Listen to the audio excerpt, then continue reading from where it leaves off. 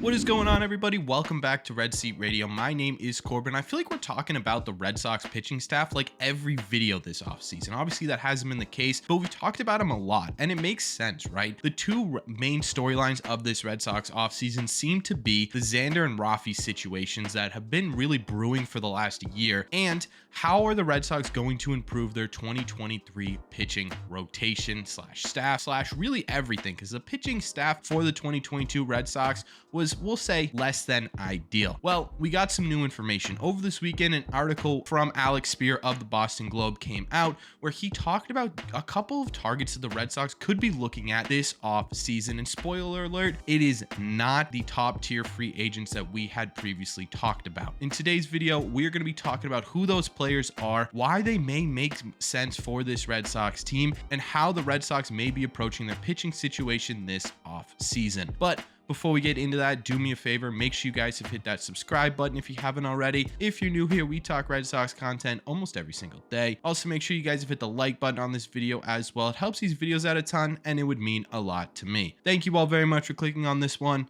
Let's get into it.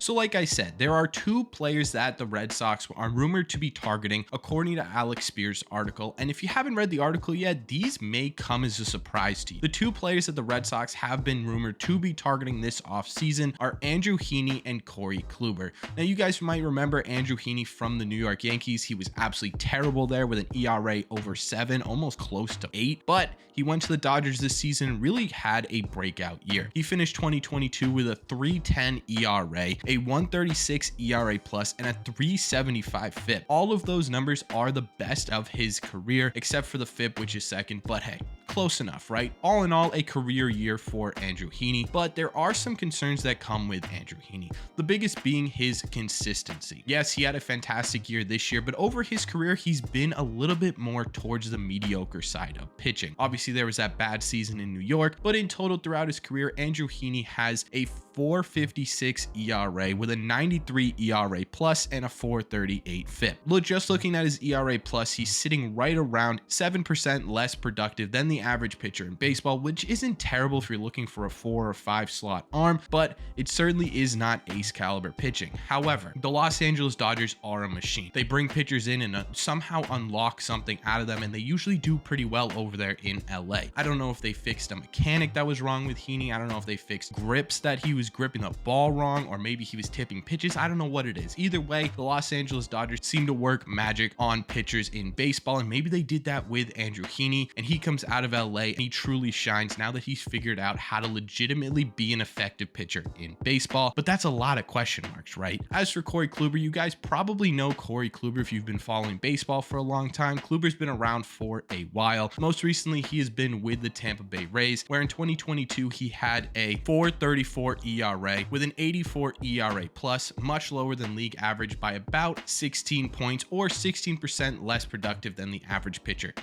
baseball. As for his FIP, it is much lower than his ERA by almost an entire point, sitting at 3.57. Now, this is pretty typical for a guy like Corey Kluber, who works mostly off of weak contact generated by pitches with a lot of movement. Throughout his career, Corey Kluber's been really great at that, and it makes sense that his FIP is lower than his ERA because he relies heavily on his defense. But this isn't the Corey Kluber that we saw back in Cleveland, where he was absolutely lights out. This is a little bit older, a little bit less poised Corey Kluber towards the back end of his career. Now, what do these two guys have in common? Neither of them are ace caliber pitchers, which is initially something I was concerned with. That paired with the fact that in the same article, like I said in the beginning, the Red Sox said they were not really focused on acquiring top tier pitching. And what I mean by top tier pitching are those big four in the free agent market right now: DeGrom, Verlander, Rodon, and Bassett. Now, at first I was very concerned, like I just said, but there may be a reason to that. So why are the Red Sox focused on pitching that may not be those four names? Well, the first reason why the Red Sox may not be targeting these ace caliber players, these big money guys, is because that's not their number one priority right now. in that same article, the Red Sox talk about how their number one priority is to re-sign Xander Bogaerts and extend Rafael Devers, which is a fantastic goal, right? They realized they fumbled the bag at the beginning of the year before the season even started. And since this season has ended, since the last game of the season, the Red Sox have publicly said, look, our number one goal is to bring Xander back and we want Rafi extended as well. And it's really nice to hear that that goal has not changed. They haven't started to look elsewhere to try and fill those needs. They want to bring back the cornerstones of this team and build around them. It's fantastic news in my opinion, but that does mean that maybe, hey, they're probably still looking at starting pitching, but that's not their number one priority right now. And there could be some big guys that slip through their fingers. There are other reasons why the Red Sox may not be focusing on getting these big name starting pitchers. And the biggest reason why is because we have an example of what giving a ton of money to a guy who has been fantastic in the past, but has question marks now on our team already in Chris Sale. Chris Sale is really the answer to this equation as to why the Red Sox may not be going after these big name guys. Take a look at DeGrom for an example, right? DeGrom's going to demand a pretty decent amount of money, and there's a lot of question marks as to whether or not he'll be able to stay on the field. Adding DeGrom into this lineup, spending and putting a ton of capital into this team to have our top two pitchers be question marks year in and year out doesn't seem to make much sense. The same thing can be said about Justin Verlander, who had a fantastic year and was healthy for most of the year. He won a Cy Young. Can't put that against him, but he's getting older. He's had 2 Tommy John surgeries.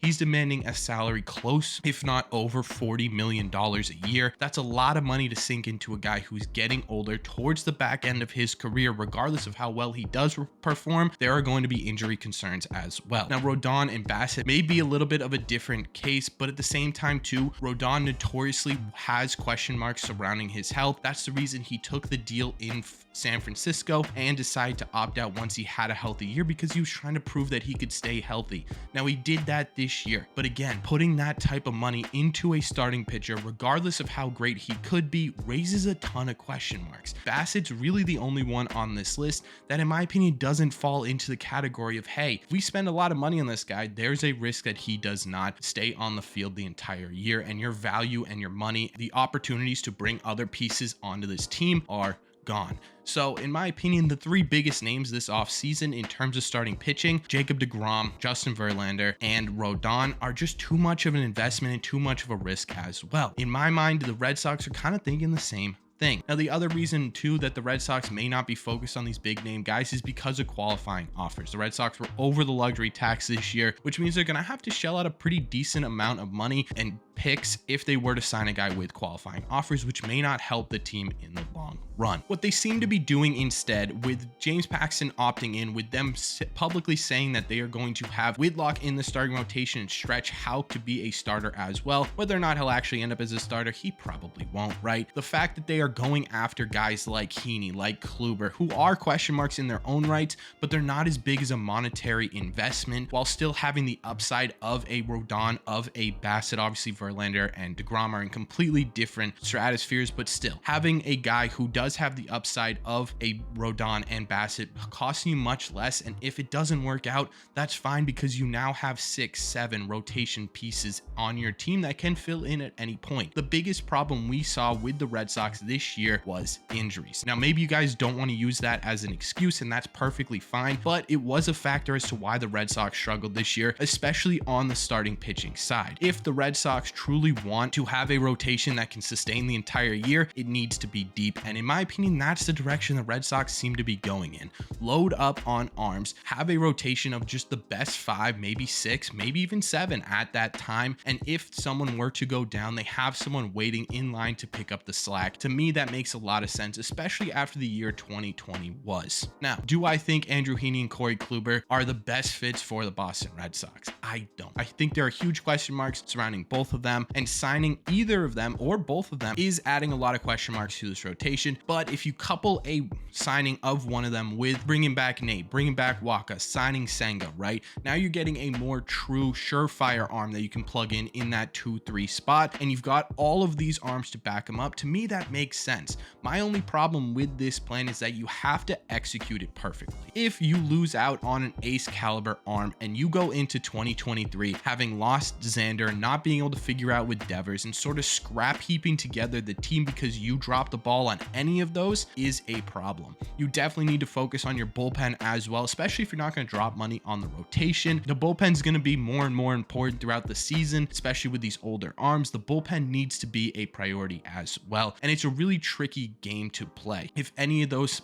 parts of this game fail, the whole game fails. So in my opinion, this could work out really great for the Red Sox, but it needs to be executed properly. At the end of the day, I don't know if Andrew Heaney or Corey Kluber is going to be the difference between the World Series or not, but both of them could be fair additions to this Red Sox team. Let me know in the comment section down below, what do you make of all of this? What do you make of the Red Sox sort of adjusting their pitching strategy to increasing the amount of depth in their system as opposed to going out and getting the whale? Let me know all your thoughts on Andrew Heaney and Corey Kluber down below. Let me know all your thoughts on everything down below. As always, if you made it to the end of this video, do me a favor, make sure you guys have hit that subscribe button if you haven't already. If you're new here, we talk Red Sox content almost every single day. Plus, you made it to the end of this video, you might as well hit that sub button. You also might as well hit that like button as well. It helps these videos out a ton, and it would mean a lot to me.